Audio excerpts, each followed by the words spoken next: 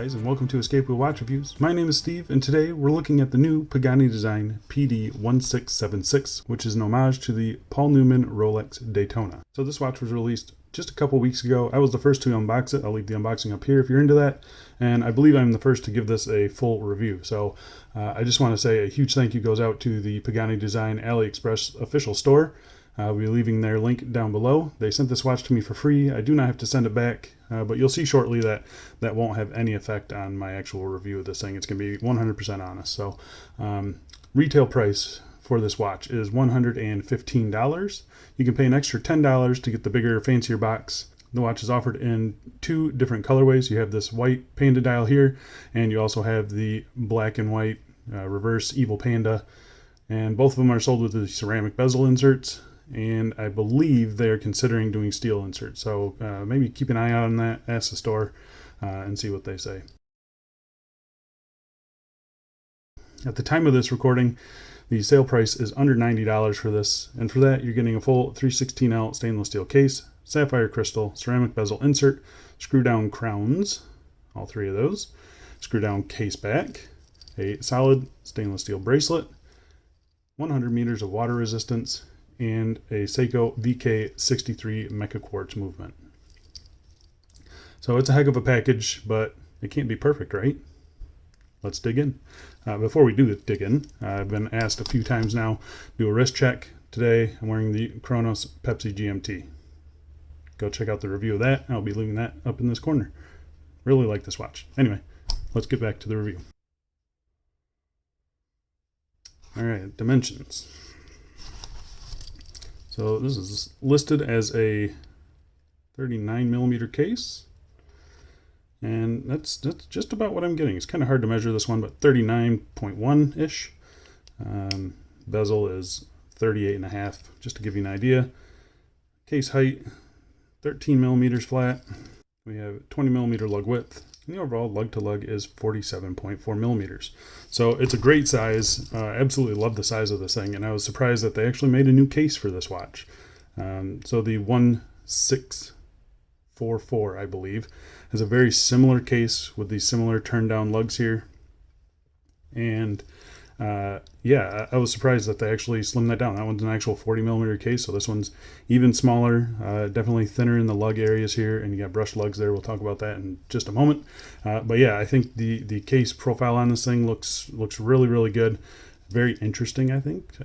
Just something a little bit different, but I do really like the way that it wears. So I'm going to go outside right now and throw it on the wrist for you. Here it is on my 7.5 inch wrist, and you can see, I mean, the dimensions on it are just perfect. Yeah, really happy with the way it wears. You got nice curvature down on the lugs there, so it hugs the wrist nicely. It does sit up a little bit high, but really not too bad. You know, lots of shine off that bracelet and the ceramic bezel, and yeah, it does looks pretty good, I think. What do you guys think? Get it in some sunlight here. And here you can see, even in direct sunlight, it doesn't really get washed out. The crystals, they say it has AR on it, anti-reflective coating, and I think it does. It looks really good. It's been cutting down on reflections pretty nicely since I've had it. Very happy with it. So I'm going to go throw this on some other straps, and we will get back to the review. And here it is on my Barton Silicone Elite, probably my most worn strap out of anything. Super comfortable, looks really good. I had no doubts that just a plain black strap is going to look good on this thing. So yeah, there it is. Looks really good. And here it is on a dark brown vintage leather strap. You can see this is from my Octopus, but yeah, I think the color combination I think works really good. It's got that vintage look to it, so really brings out the details in my opinion, and looks really good. Very comfortable as well, hugs it right down to the wrist. This case shape is actually really nice. And here we are on a Marine National style strap, black with the white stripe. I think it looks pretty good with the white dial, and you know, the white dial is controversial, I know, but yeah, I think it makes it more of a strap monster. So just keep that in mind. If you have a cream dial, only certain straps really go well with it. So with the white dial, you can pretty much throw anything on it and it's going to look good. So yeah, I do really like it. Still, even with one layer of nylon under it, you can still see that it wears really good. Extremely comfortable. yeah, I do really like it. What do you guys think? And lastly, here we are on a seatbelt NATO strap, and yeah, 2 layers underneath the watch. It still hugs the wrist really well. Again, super comfortable. Yeah, this thing's kind of a strap monster. I love it. What do you guys think? Let's get back to the review though. So let's talk about the case finishing. So the case finishing on this is really nicely done, I think. Pagani is usually does a pretty good job of polishing and brushing and stuff like that. So not a real surprise here. It does have a vertical brushing on the top of the lugs here, as you can see. Pretty decent sharp transition. It's maybe just a little soft, but nothing you really notice when it's on the wrist. Down to polished sides, polished crown guards, signed crown, as you can see there. The pushers on this thing also not signed, but the pushers on this are also screw down pushers here. Pretty decent feedback, better than their 1644, their normal Daytona homages that they sell. Yeah, I think the feedback on the screwing action is a little bit better. And we'll talk about the actual feedback of them when we get to the movement part. As you can see, nice little detail here on the pusher crowns. You do have these 2 little ridges there. Not sure why they did that, but it does look really good, and it gives a little bit more detail, a little more interest to the case, and I think they did a good job. Other side, again, fully polished. It's kind of a rounded case shape. It's not straight-sided, so you do get some really nice reflections off of it, and it's hard to find any faults with it when the case looks like this. So I really do like it. You can see I already picked up a scratch there, but that happens. But yeah, you do have this really interesting kind of turned down look to it. The bottom of the case back, as you can see, it's circular brushed. The case back itself is fully polished and has this pretty cool race car design on it. This is a racing inspired chronograph, and yeah, it does look pretty cool. I think I like that Pagani is starting to put some effort into the case backs. It's not something I personally care about, but it is nice to see that they're doing something different. This and the Moonwatch Speedy homage, they both had really cool case backs. So getting back to the front of the watch here, let's talk about this bezel here. So we have a ceramic bezel insert. All the markings are done pretty nicely. I see no paint spillover or anything like that. It's not lumed, and I didn't really expect it to be lumed. Just thought I would mention it. But yeah, it's done really nicely. I don't see any errors in the printing. I'm not a tachymeter bezel expert, so maybe there is an error somewhere, but I don't see it. But yeah, it is done really nicely. And as you can see, it is set into a steel bezel that's press fitted onto the case. Just a polished surface there, pretty nicely done. Very interesting. It does sit maybe just a little tall. It looks, I don't know, it just looks a little awkward. It doesn't look bad. It just looks a little awkward. That's all. But it is nicely done. The crystal on this thing, it is absolutely gorgeous. They say that it is anti-reflective coated, and I tend to believe that. It really does cut down on reflections, and it's got no blue tint to it or anything like that. It just looks gorgeous. Looks really, really good. You can see it sits above the bezel there. Nice curve on the edge here, and then pretty flat here, so it does give very little distortion, as you can see. Yeah, I mean, it looks great. I've got zero complaints. I've had Pagani crystals in the past that are just horrible. For instance, the Speedmaster one is just god awful. The Black Bay is pretty bad as well. This one is excellent. Very happy with the crystal on this one. So let's talk about the dial on this thing. So we have a gloss white dial. I don't know if I can show it to you or not, but it is glossy white dial, matte black subdials. You can see they got the concentric circles there, the white paint in the inside. I think it looks really, really good. They did a nice job, a very clean design.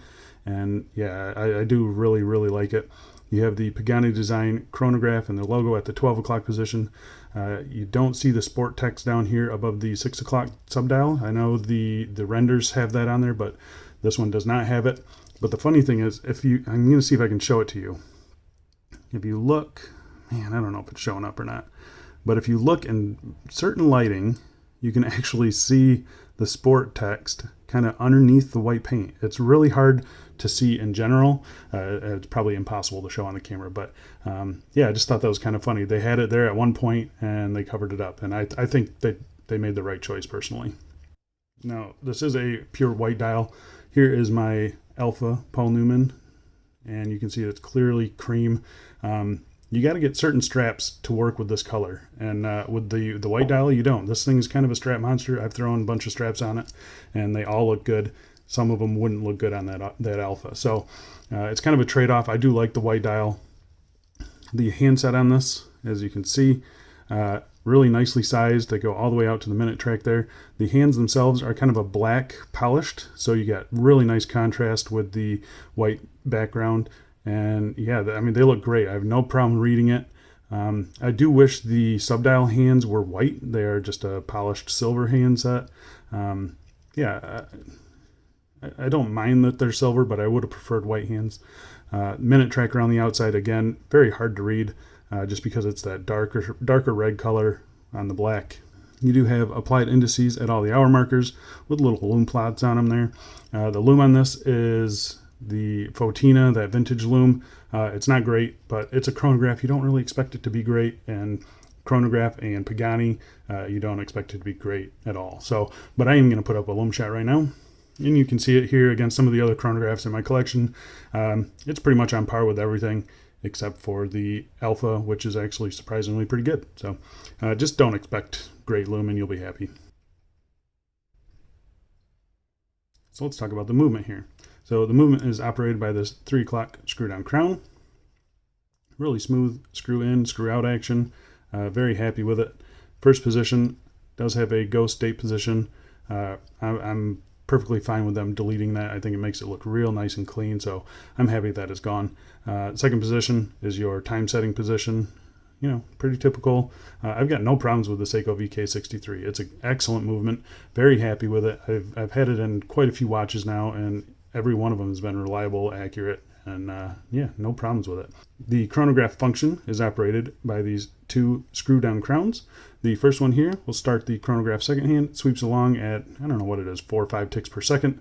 Fairly smooth, nice looking. You have decent feedback on the 2 crowns. Nice snapback action, solid feedback on that reset pusher. We'll talk about the subdials real quick. So at the 3 o'clock, you have a 24-hour subdial. You can see it's about 10 o'clock, and the you don't have a marker in between the 10 and the 12. Same thing with the 9 o'clock subdial. So that is your chronograph counter. You don't have markings for every minute, so you're kind of guessing when you're in between the 5-minute markers, and that's kind of what I see on a lot of Daytona homages. I think the Speedies mostly get it right, but the Daytona homages don't. Yeah, they're a little bit hard to get accurate time readings, and that's kind of a big deal, I guess. 6 o'clock subdial is just your typical running second hand. No big deal. But yeah, the movement, I'm very happy with it. I've got no problems with the action of the crowns or anything like that. So really happy they're using this movement. So let's talk about the bracelet. This is your typical Pagani Design bracelet, 3-link oyster style. You got polished center links, brushed outer links. Finishing, I think, is done pretty good. You can see there is a little bit of I don't know, spillover there. I'm just seeing this now, so I'm not sure what's going on with that. That's probably just a quality control issue. You shouldn't see that on any other ones. End-link fitment, very solid end-link fitment, no wiggle or anything like that. It does follow the curvature of the case nicely. The brushing matches nicely. I'm pretty happy with the finishing on it. Center links, they have their typical pits and valleys that you see on, cheaper homages in their polishing. It's expected. It's not great. You do have solid end links, solid links, and screw pins for adjusting. I had to remove 3 links for my 7.5-inch wrist, and you got 2 extra plus some micro adjust. So you should be able to get a pretty good fitment on this thing. The clasp is your typical Pagani clasp. Got the fold over, and then brushed on the outside, polished on the inside again, polished on the sides. You do have some sharp edges here. It's something I've complained about in the past, and I'm going to keep on complaining about it because it does scratch things. I scratched myself earlier. I scratch my kids when I pick them up. They need to really, they really just need to redesign the bracelet in general. Pretty decent action. Nice, easy to open here. It's polished and kind of a satin brush on the inside. yeah, this one actually works fairly good. It does have a sweaty day extension here, which is nice to see, and it is working. The inside of the clasp here, you can see the micro adjustment holes there. You just have to pop this extension out, and then you can get your tool in there to adjust it. Kind of a pain in the butt, but it is what I expect. Yeah, the bracelet it's just not my favorite. This one especially is very cheap sounding. It doesn't feel cheap when it's on the wrist. It feels fine. It's actually pretty comfortable, and I really don't have much of a problem with it, except when I'm going to put it on. Just listen to this. It's not, I think a lot of that is this first link. You get lots and lots of play on that first link. And this is a problem with pretty much all of these Pagani style oyster bracelets. They need to just redo these. Personally, I think this thing would look awesome on one of their rivet style bracelets with their new double pusher clasp. I think it would look great. I would love to see them redo this. Maybe female end link would be even better. Yeah, as it is though, the bracelet it's definitely not the highlight of the watch. Probably the low point of the watch. But it's not a horrible bracelet. It's just not a good bracelet at all. So there you go, guys. That is the new Paul Newman Daytona from Pagani Design, the PD1676. It is I think a great deal at $90. Definitely something different than the more modern day homages. And yeah, the crystal I think is just great. The case itself is excellent. I've got no problems with it. Throw this thing on a strap and you're going to be super happy with it. Maybe you'll like the bracelet. Maybe you'll get one that's a little bit better. I don't know. So if you guys are interested in this, again, I'll be leaving an affiliate link down below. That affiliate link, it doesn't cost you any extra. It just gives the channel a little bit of commission with anything you purchase during that visit. So if you guys do use it, not just to buy this watch, but to buy anything on AliExpress, thank you guys so much. I really appreciate it. Loving this. Love doing these reviews for you guys. And the fact that you guys are using my links and watching my videos, it means that I'm going to get more of these watches in. And we'll be doing some giveaways on these things. And yeah, we'll have lots of fun with them. So thank you guys again for all the support. If you guys want to see some more pictures of this, I will be leaving my Instagram account down below. If you guys have any questions or comments on this watch, please drop them down below. Let me know what you guys think. Do you like it? Do you don't like it? What would you change? Would you add a cream dial option to it? Maybe they'll do it. Yeah, leave those comments down below. I love chatting with you guys. I think that's about it. Thank you so much for watching, and I'll see you in the next one. See ya.